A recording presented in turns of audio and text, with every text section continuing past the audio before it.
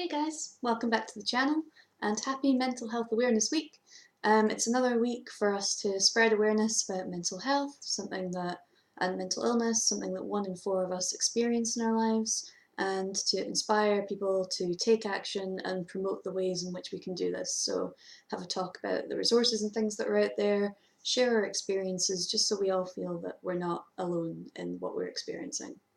Because it's Mental Health Awareness Week, you might remember this time last year is about when I started this channel, and I talked about some of my own sort of personal experiences with mental illness, particularly going back to sort of childhood and adolescence, as high school was a really tough time for me. And today I'm going to talk about that a little bit more because when I've been working with my therapist, and now that I'm a therapist myself, I've started to really reflect inwardly on how a lot of my experiences growing up have impacted the person I am today. And so, as you may remember from previous videos, and just at the start of this video now, I'm just going to give a bit of a trigger warning. Today I'm going to talk about emotional abuse, emotional trauma. I'm going to be talking, so I'm going to be touching on physical abuse, but I'm not really going into that. And just talking about the negative impacts on those kinds of abuse on mental health and mental illness, and the sort of 4 kinds of responses, the 4 main responses you can have to emotional trauma, and focusing particularly on one of those that I experienced myself.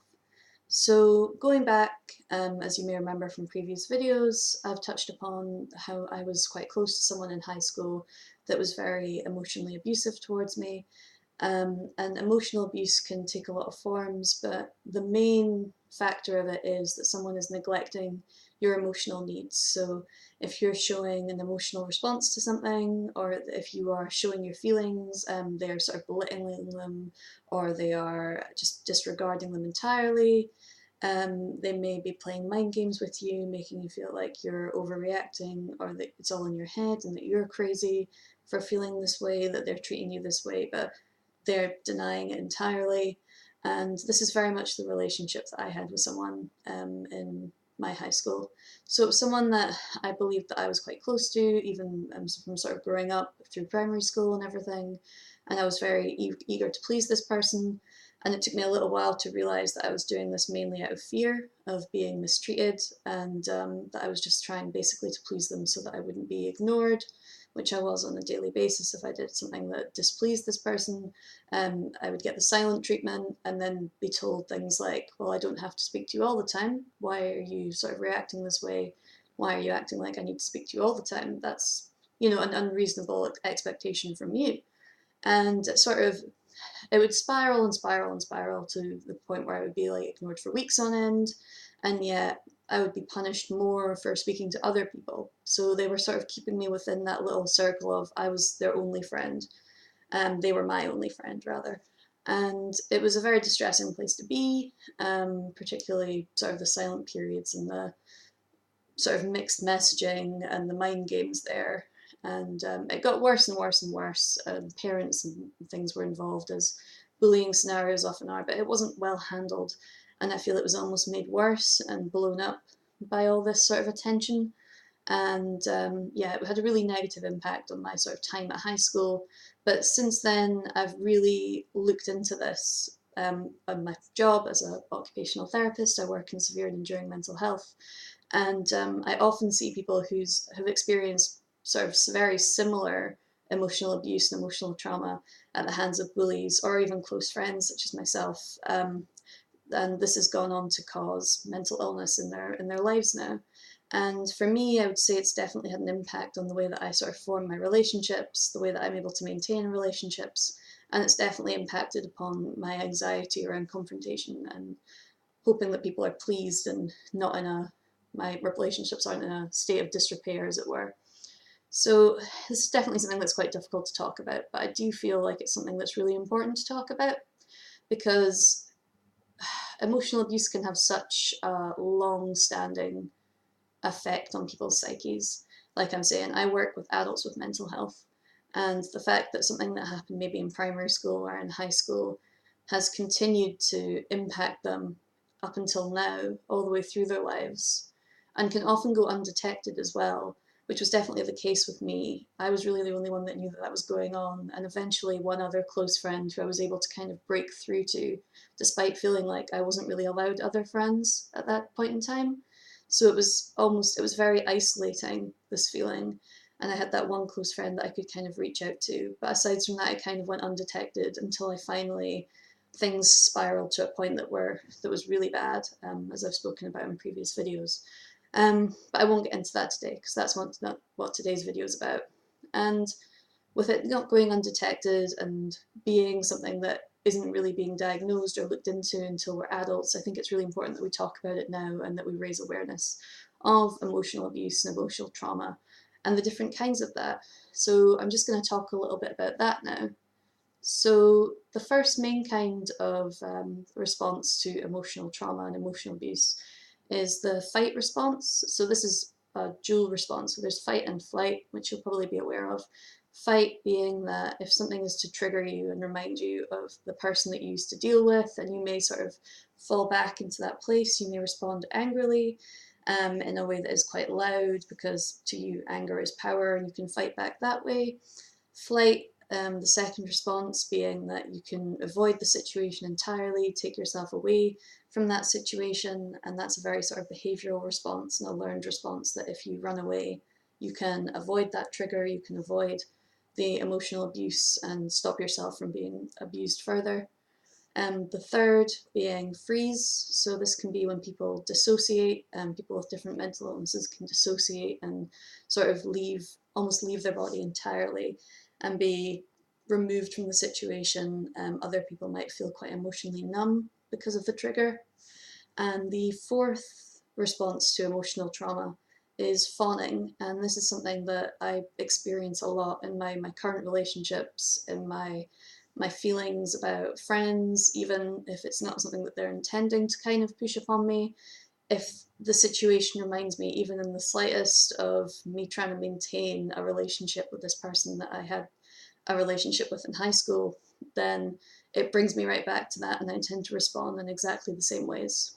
So fawning, the fourth response to emotional trauma and emotional abuse, basically means that you will go to any lengths to mold yourself to what you think a person would appreciate you being. So you might accept invites to things that you don't necessarily want to go to. And that's just a small example. Myself, I definitely find that that's something that I tend to do when I'm trying to salvage relationships. I might start buying them things, not really giving them money, I suppose, but that is something that other people have been known to do in a response. They might try and almost pay off the relationship to try and avoid any sort of backlash, any kind of narcissistic rage, any kind of abuse that they might receive in turn. They try and avoid that with payoffs, with presents. I definitely have been guilty of that, of feeling that a relationship is falling into disrepair, so just buying presents. A friend of mine used to call them guilt galaxies. Whenever we were having a fight, or something had gone wrong, or I felt that I'd messed up in some way, I would buy Galaxy chocolate in bucket loads. And it's a relationship that has obviously been salvaged now, but I felt it sort of falling into disrepair because of my past and the way that I deal with relationships, and I was sort of projecting my past onto a present relationship when that's never been the way that I've been treated since then. I just want to emphasize that if you're watching that and you're a friend or a family member of mine now, it's never come close to that since then. It's just definitely a pattern and a way that I feel that I project onto my relationships now. It means that I can't deal with confrontation. Confrontation fills me with a very high level of anxiety, and I just try and nip it in the bud, be as nice to people as possible, send multiple messages over Messenger or text or what have you, just to make sure that I'm absolutely fine with someone, apologising just repeatedly, just to make sure that I have absolutely no chance of receiving any kind of backlash or losing a friend or just things falling into disrepair, basically. And it's about setting boundaries as well. I feel setting boundaries is something that's always been quite difficult for me. I feel that I need to take everybody's stuff on. I need to be taking all my relationships and making sure all of them are functioning perfectly all at once, and that I can't really say no. I can't set boundaries. or at least not easily. Like going back to just accepting invites to everything. Setting boundaries is something that's really difficult, because if you're a person that's experienced emotional abuse, and I've talked a lot about experiencing this in high school, but many people that have experienced emotional abuse or emotional trauma have done so because of a narcissistic parent, maybe a co-worker, an employer. It can be from multiple people in their lives. But for me, I'm just talking about me personally today, and then giving a bit of background on what my knowledge of emotional abuse and emotional trauma is from working now in a mental health sort of facility, which I feel very grateful for. It's almost given me a bit of a relief just to talk about this. What really stemmed me to make this video and to talk about this was I was talking about it with a friend recently, who will know who she is if she's watching this. But it gave me a lot of relief just to talk about how badly the situation actually had impacted me. Because while I'm talking about it being undetected, I'm not just placing the blame on the people around me. In fact, I'm not really placing the blame at all, because the blame only lies with the abuser, not the victim, not the people around them. But I don't think I'd even realised how much it had affected me and the way that I deal with things in life. And so fawning is something that I definitely need to work through. It's something that I've worked through with therapists and counsellors in the past, and I continue to kind of try and build up my ability to set boundaries, to practice self-care, to look after myself and make sure I have enough time for myself, and that I'm not just spending time sort of pleasing other people and becoming a complete people pleaser. And I have good friends in my life and good family in my life that are very much there for me and understand that. And that's really important. And just remember, if you're someone who's experiencing something similar to this, it's okay to say no, and it's okay to set boundaries. In fact, it's important that you do. And it's important that you look after yourself and your own needs, because of all those years or months or however long it was you were experiencing this abuse, and being made to feel that it's not okay to have these emotions if they were being disregarded or belittled, or you were being humiliated for having those feelings. It's not, it doesn't have to be like that anymore.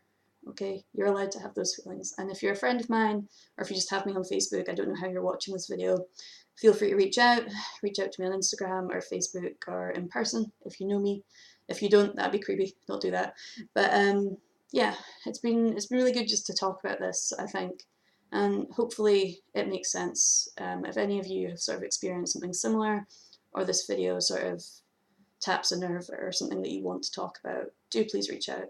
And as always, stay strong, mental health warriors. I love you guys loads, and thank you always for your continued support. I'll try and make some more videos, but I really just wanted to get this one out because it's been something that's been on my mind, on my chest, and it's Mental Health Awareness Week, so what better time to talk about it than now. So stay well, guys, and I love you loads. Thanks. Bye.